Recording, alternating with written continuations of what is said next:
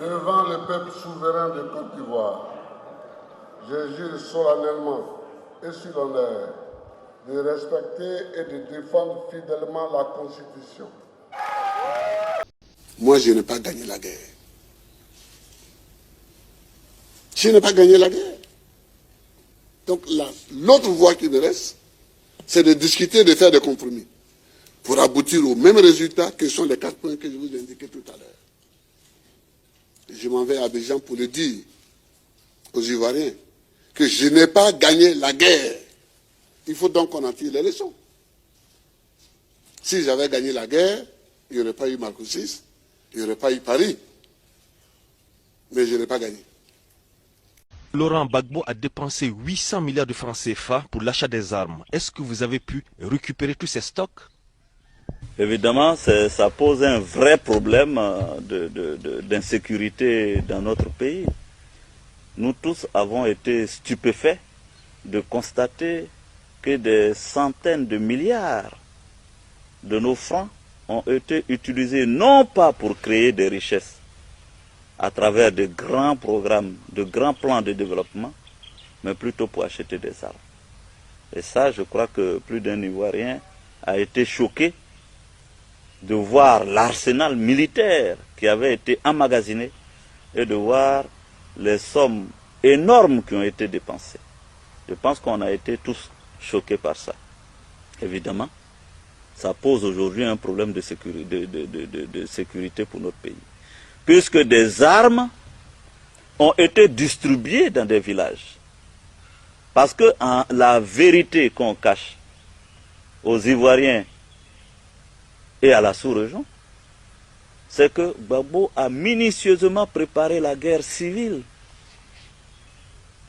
Alors, les menaces à peine voilées à l'endroit de la communauté internationale pour dire si on m'enlève, ce sera la guerre civile en Côte d'Ivoire, a été suivi d'actes, puisque des chefs de village ont reçu des stocks d'armes dans les villages à l'ouest. On a distribué ces armes. On a envoyé des miliciens libériens pour les renforcer. Et c'est ça que nous sommes aujourd'hui en train de gérer. J'ai parlé avec un responsable de l'armée du temps de Gbagbo, un colonel qui dirigeait donc un bataillon. Je lui ai dit, mais je ne comprends pas que Gbagbo ait eu tout ce temps, tout cet armement. Il m'a dit, mais monsieur le Premier ministre, nous aussi nous ne comprenons pas. Parce que nous étions dans nos camps. On nous répondait chaque fois qu'il n'y avait pas d'armes. Moi-même, dans mon camp, je n'avais pas suffisamment d'armes pour défendre mon camp.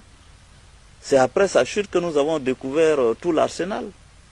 C'est maintenant que nous réalisons que dans l'armée, Gbagbo avait créé en son sein, avec des militaires qui lui étaient proches du point de vue de l'ethnie, de la religion, une autre armée au sein de l'armée qui a combattu. Sinon, le gros de la troupe n'avait pas d'armes. Mais ils avaient un regroupement tribal qui était surarmé. Donc, aujourd'hui, ce que le gouvernement est en train de faire, c'est de continuer à faire et à procéder au ramassage des armes dans les villages. Vous avez entendu parler des incidents qu'il y a eu dans l'ouest, du côté de Taï, ces derniers jours. Mais justement, ce sont ces armes qu'on a distribuées au chef de village des Iriglo, qui est allé contacter des miliciens libériens, ont procédé à ces attaques. Donc c'est un vrai souci pour le gouvernement ivoirien. Nous sommes en train d'y travailler. Vous avez vu, nous sommes en train de redéployer la gendarmerie, la police. Nous sommes convaincus que dans 2 mois, 3 mois, nous aurons un meilleur visage pour notre pays sur le plan de la sécurité. Gbagbo, pour lui dire qu'il a toujours menti. Il a menti aux Ivoiriens depuis 1980. Il nous a menti en venant à Paris avec un manuscrit où il a promis la liberté du peuple ivoirien. Aujourd'hui, nous avons affaire à un fascisme qui s'exprime à Abidjan. Nous avons affaire à une dictature stalinienne.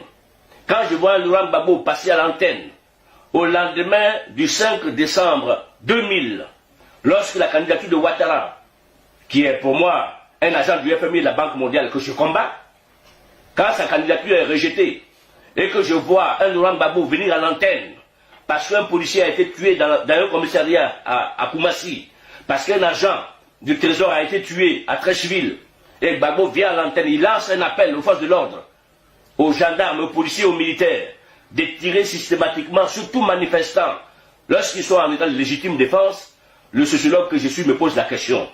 Le militaire, le policier et le gendarme qui sont formés pour tuer, à partir de quand se considèrent-ils en état de légitime défense pour éviter de tirer sur des manifestants aux mains nues? Nous avons combattu la dictature en Côte d'Ivoire parce qu'il faut tuer les gens. Depuis 1966, en 1970, il y a eu un génocide. En 1966, il a envoyé l'armée dans le Saint-Louis. Il y a eu des morts. Je ne veux pas rester à Paris. Écouter un homme comme Laurent Gbagbo, qui est venu en 82 avec un manuscrit de liberté, donner l'ordre de tirer sur les enfants du peuple ivoirien. Je dis à Gbagbo, s'il a un problème avec Ouattara, qu'il arrête Ouattara. S'il a un problème avec Bédié, qu'il l'arrête. S'il a un problème avec n'importe qui l'arrête, mais qui ne donne pas l'ordre à Mangou de tirer sur les enfants du peuple ivoirien. Donc j'ai seulement répondu à Gbagbo pour lui dire qu'il a toujours menti. Laurent Gbagbo, quand il a été arrêté, sa première phrase a été de dire « ne me tuez pas ». Les gens lui ont dit « le président nous a dit de toute façon qu'on ne doit pas toucher à un seul de vos cheveux ».